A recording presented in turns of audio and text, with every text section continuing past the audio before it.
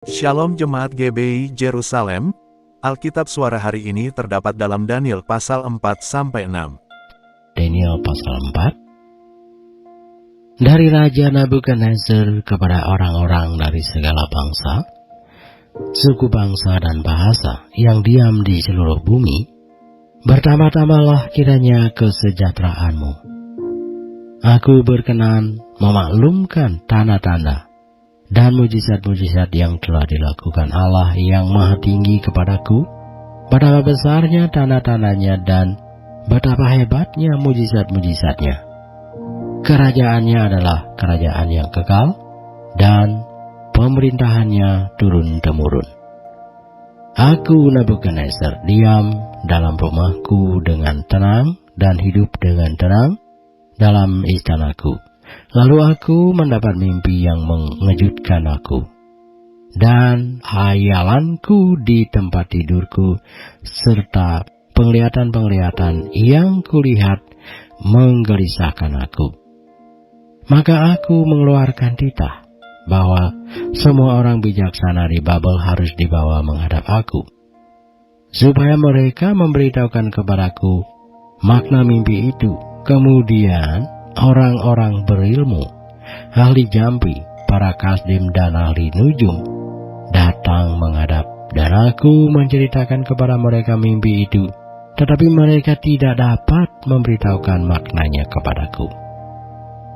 Pada akhirnya Daniel datang menghadap aku, yakni Daniel yang dinamai Belsasar menurut nama dewaku, dan yang penuh dengan roh para dewa yang kudus. Lalu kuceritakan kepadanya mimpi itu. Hai Belsasar, kepala orang-orang berilmu, aku tahu bahwa engkau penuh dengan roh para dewa yang kudus, dan bahwa tidak ada rahasia yang sukar bagimu. Sebab itu inilah riwayat penglihatan mimpi yang kudapat. Maka ceritakanlah kepadaku maknanya. Adapun penglihatan yang kudapat di tempat tidurku itu demikian. Di tengah-tengah bumi ada sebatang pohon yang sangat tinggi. Pohon itu bertambah besar dan kuat, tingginya sampai ke langit, dan dengan dilihat sampai ke ujung seluruh bumi. Daun-daunnya indah, buahnya berlimpah-limpah, padanya ada makanan bagi semua yang hidup.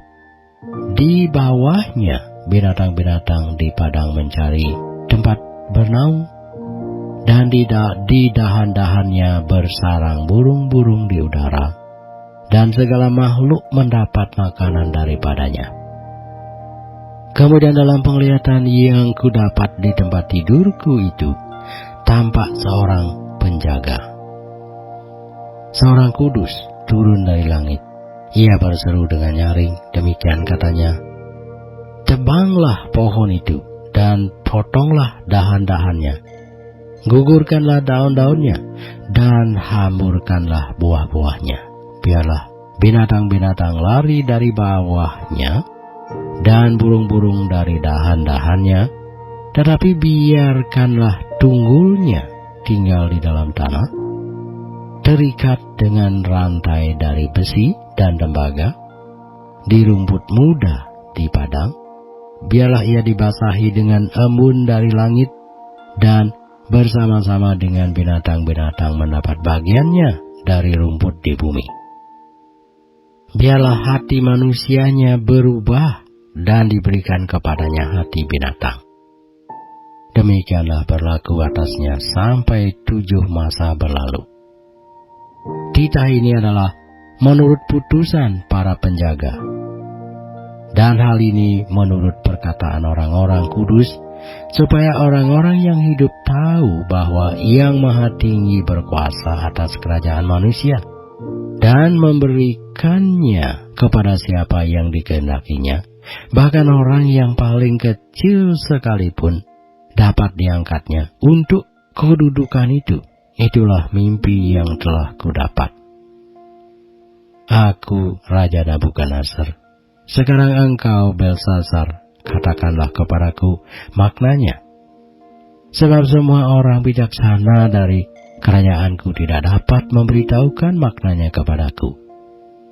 Tetapi engkaulah yang sanggup, karena engkau penuh dengan roh para dewa yang kudus. Lalu berdirilah Daniel, yang namanya Belsasar, tercengang beberapa saat. Pikiran-pikirannya menggelisahkan dia. Berkatalah raja, Belsasar, janganlah mimpi, dan maknanya itu menggelisahkan engkau. Belsasar menjawab, Tuanku, biarlah mimpi itu tertimpa atas musuh Tuanku, dan maknanya atas seteru-seteruku. Pohon yang Tuanku lihat itu, yang bertambah besar dan kuat, yang tingginya sampai ke langit dan yang terlihat sampai ke seluruh bumi, yang daun-daunnya indah dan buahnya berlimpah-limpah, dan padanya ada makanan bagi semua yang hidup, yang di bawahnya ada binatang-binatang di padang, dan di dahan-dahannya bersarang burung-burung di udara. Tuankulah itu, ya Raja, Tuanku yang telah bertambah besar dan kuat, yang kebesarannya bertambah sampai ke langit, dan yang kekuasaannya sampai ke ujung bumi. Tentang yang Tuanku Raja lihat, yakni seorang penjaga, seorang kudus yang turun dari langit sambil berkata, tebanglah pohon ini dan binasakanlah dia, tetapi biarkanlah tunggulnya ada di dalam tanah, terikat dengan rantai dari besi dan tembaga, di rumput muda, di padang, dan biarlah ia dibasahi dengan embun dari langit, dan mendapat bagiannya bersama-sama dengan binatang-binatang di padang, hingga sudah berlaku yang demikian atasnya sampai 7 masa berlalu. Inilah maknanya, ya Raja, dan inilah putusan yang maha tinggi mengenai Tuanku Raja. Tuanku akan dihalau dari antara manusia, dan tempat tinggal Tuanku akan ada di antara binatang-binatang di padang. Kepada Tuanku akan diberikan makanan rumput, seperti kepada lembu, dan Tuanku akan dibasahi dengan embun dari langit. Dan demikianlah akan berlaku atas Tuanku sampai 7 masa berlalu, hingga Tuanku mengakui bahwa Yang Maha Tinggi berkuasa atas kerajaan manusia dan memberikannya kepada siapa yang dikehendakinya. Ya, dikatakan tentang membiarkan tunggul pohon itu, berarti kerajaan Tuanku akan kembali. Tuanku pegang segera sesudah Tuanku mengakui bahwa surgalah yang mempunyai kekuasaan.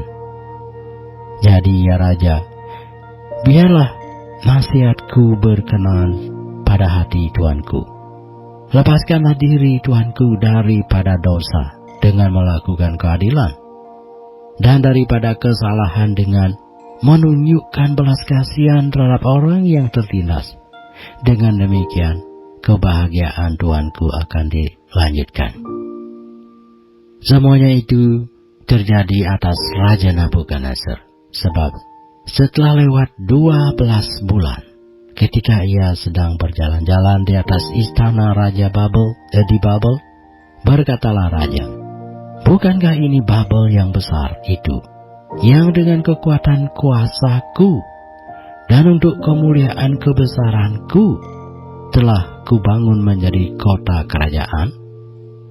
Raja belum habis bicara ketika suatu suara terdengar dari langit. Kepadamu dinyatakan, ya Raja Nabukadnezar, bahwa kerajaan telah beralih daripadamu. Engkau akan dihalau dari antara manusia, dan tempat tinggalmu akan ada di antara binatang-binatang di padang. Kepadamu akan diberikan makanan rumput seperti kepada lembu, dan demikianlah akan berlaku atasmu sampai 7 masa berlalu, hingga engkau mengakui bahwa Yang Maha Tinggi berkuasa atas kerajaan manusia dan memberikannya kepada siapa yang dikehendakinya. Pada saat itu juga Terlaksanalah perkataan itu atas Nabukadnezar, dan ia dihalau dari antara manusia dan makan rumput seperti lembu. Dan tubuhnya basah oleh embun dari langit sampai rambutnya menjadi panjang seperti bulu burung Raja Wali dan kukunya seperti kuku burung. Tetapi setelah lewat waktu yang ditentukan, aku Nabukadnezar menengadah ke langit, dan akal budiku kembali lagi kepadaku. Lalu aku memuji Yang Maha Tinggi dan membesarkan dan memuliakan yang hidup yang kekal itu, karena kekuasaannya ialah kekuasaan yang kekal, dan kerajaannya turun-temurun. Semua penduduk bumi dianggap remeh. Ia berbuat menurut kehendaknya terhadap bala tentara langit dan penduduk bumi, dan tidak ada seorang pun yang dapat menolak tangannya dengan berkata kepadanya, "Apa yang kau perbuat?"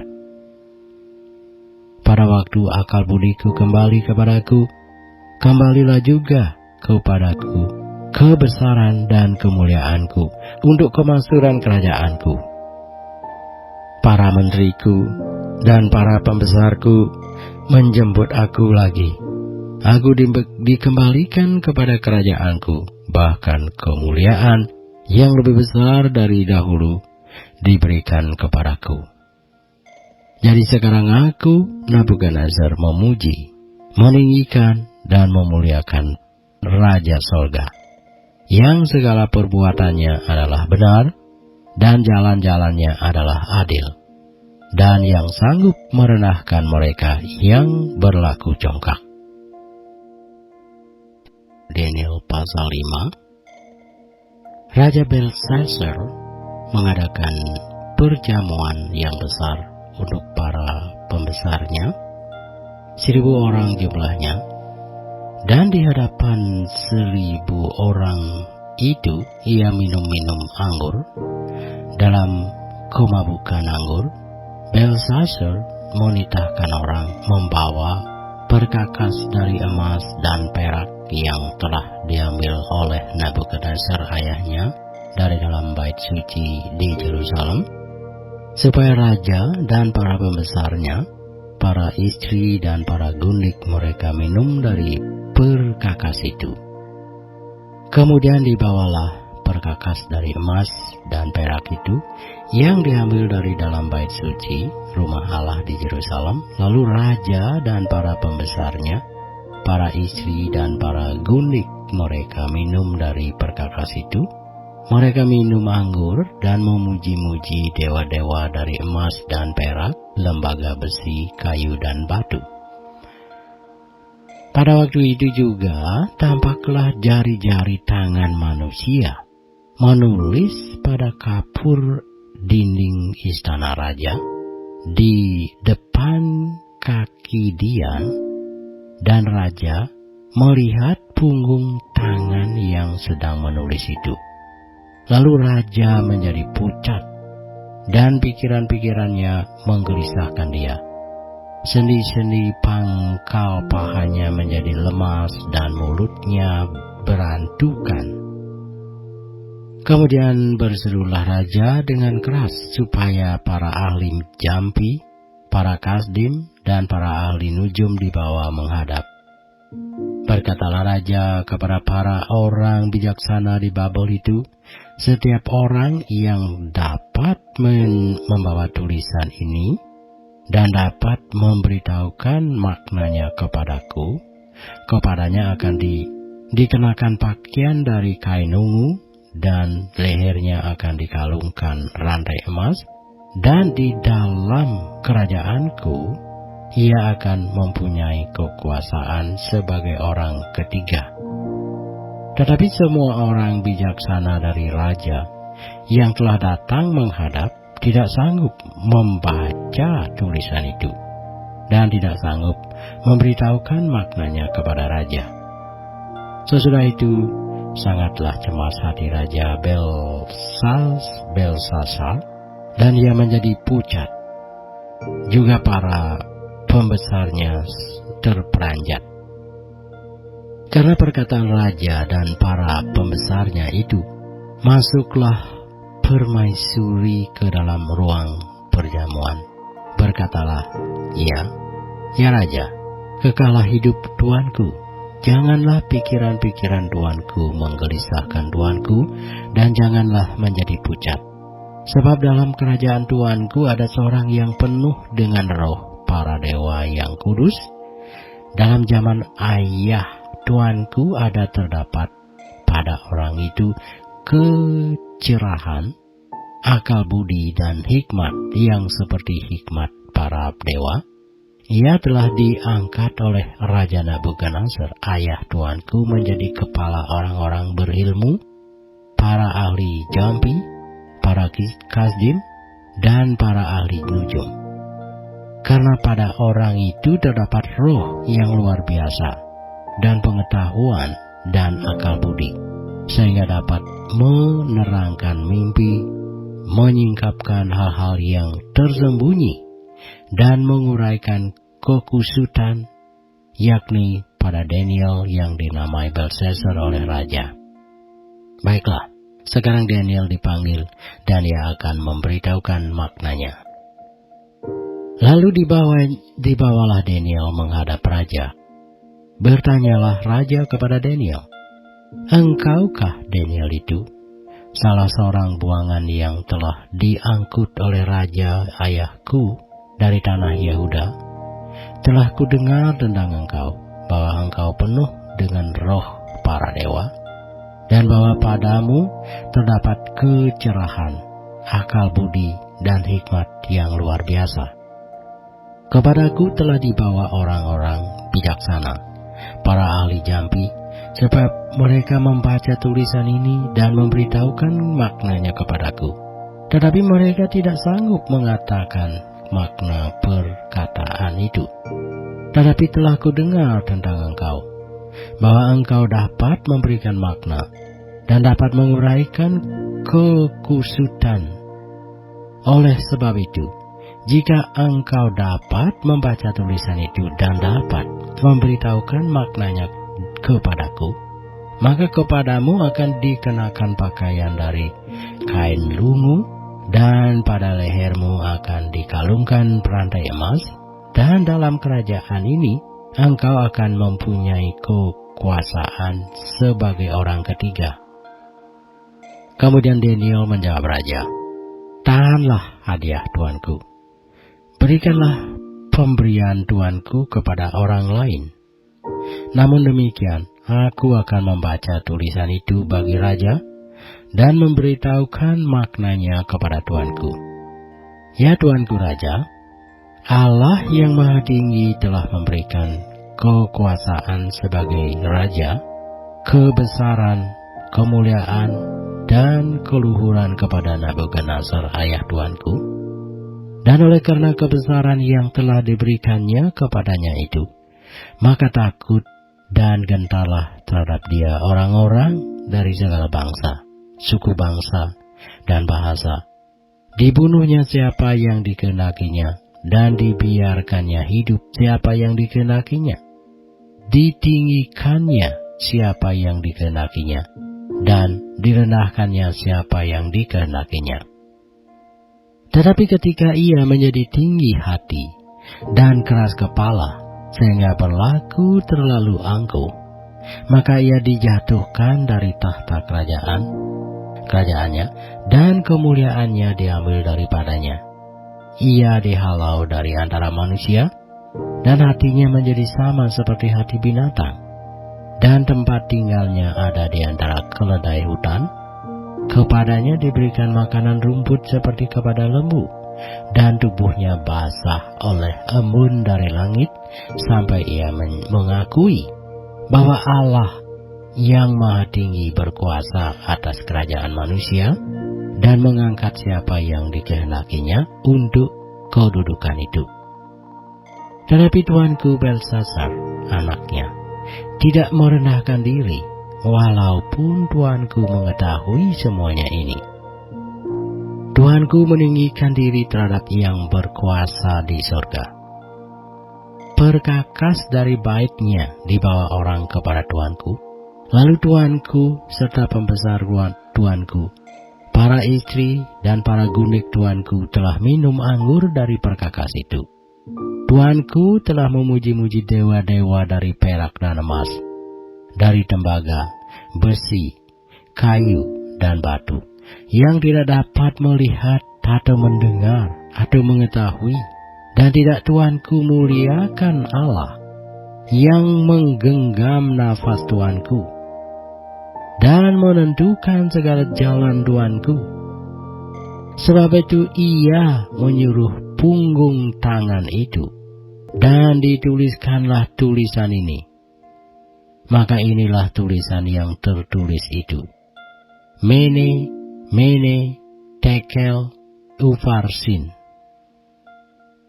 Dan inilah makna perkataan itu. Mene, masa pemerintahan tuanku dihitung oleh Allah dan telah diakhiri. Tekel, tuanku ditimbang dengan neraca dan didapati terlalu ringan. Peres, kerajaan tuanku dipecah dan diberikan kepada orang Media dan Persia. Lalu atas titah Belshazzar dikenakanlah kepada Daniel pakaian dari kain ungu, dan pada lehernya dikalungkan rantai emas, dan dimaklumkanlah tentang dia bahwa di dalam kerajaan ia akan mempunyai kekuasaan sebagai orang ketiga. Pada malam itu juga terbunuhlah Belshazzar, raja orang Kaldim itu. Ini adalah Daniel pasal 6. Darius orang Media menerima pemerintahan ketika ia berumur 62 tahun. Lalu berkenanlah Darius mengangkat 120 wakil-wakil raja atas kerajaannya. Mereka akan ditempatkan di seluruh kerajaan. Membawahi mereka diangkat pula 3 pejabat tinggi. Dan Daniel adalah salah satu dari ketiga orang itu. Kepada merekalah para wakil-wakil raja harus memberi pertanggungan jawab supaya raja jangan dirugikan. Maka Daniel ini melebihi para pejabat tinggi dan para wakil raja itu, karena ia mempunyai roh yang luar biasa. Dan raja bermaksud untuk menempatkannya atas seluruh kerajaannya. Kemudian para pejabat tinggi dan wakil raja itu mencari alasan dakwaan terhadap Daniel dalam hal pemerintahan, tetapi mereka tidak mendapat alasan apapun atau sesuatu kesalahan, sebab ia setia dan tidak ada didapati sesuatu kelalaian atau sesuatu kesalahan padanya. Maka berkatalah orang-orang itu, kita tidak akan mendapat suatu alasan dakwaan terhadap Daniel ini, kecuali dalam hal ibadahnya kepada Allahnya. Kemudian bergegas-gegaslah para penjabat tinggi dan wakil raja itu menghadap raja serta berkata kepadanya, "Ya Raja Darius, kekalah hidup tuanku. Semua pejabat tinggi kerajaan ini, semua penguasa dan wakil raja, para menteri dan bupati telah mufakat supaya dikeluarkan kiranya suatu penetapan raja dan ditetapkan suatu larangan agar barang siapa yang dalam 30 hari menyampaikan permohonan kepada salah satu dewa atau manusia kecuali kepada tuanku, ya Raja, maka ia akan dilemparkan ke dalam gua singa. Oleh sebab itu, ya Raja, keluarkanlah larangan itu dan buatlah suatu surat perintah yang tidak dapat diubah menurut undang-undang orang Media dan Persia yang tidak dapat dicabut kembali. Sebab itu Raja Darius membuat surat perintah dengan larangan itu. Demi didengar Daniel bahwa surat perintah itu telah dibuat, pergilah ia ke rumahnya dalam kamar atasnya ada tingkap-tingkap yang dibuka ke arah Yerusalem. 3 kali sehari ia berlutut, berdoa serta memuji Allahnya seperti yang biasa dilakukannya. Lalu orang-orang itu bergegas-gegas masuk dan mendapati Daniel sedang berdoa dan memohon kepada Allahnya.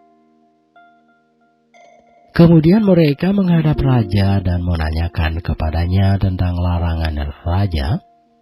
Bukankah tuanku mengeluarkan suatu larangan supaya setiap orang yang dalam 30 hari menyampaikan permohonan kepada salah satu dewa atau manusia kecuali kepada tuanku ya raja akan dilemparkan ke dalam gua singa?